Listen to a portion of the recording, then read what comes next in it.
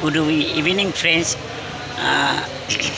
আজ মহালয়া, নতুন একটা ভিডিও নিয়ে চলে এসেছি। চলো দেখাচ্ছি। আমার ঠান্ডা লেগেছে, গলার আওয়াজ অবস্থা ভালো না, তাও বলার চেষ্টা করছি। এই আমাদের প্যান্ডেল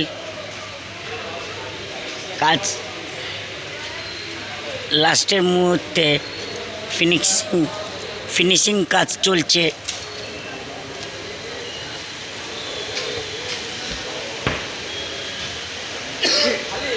আজ মহালয়ার দিন আমাদের চোখ আঁকা, মহালয়ার দিন আমাদের চোখ আঁকা হয়।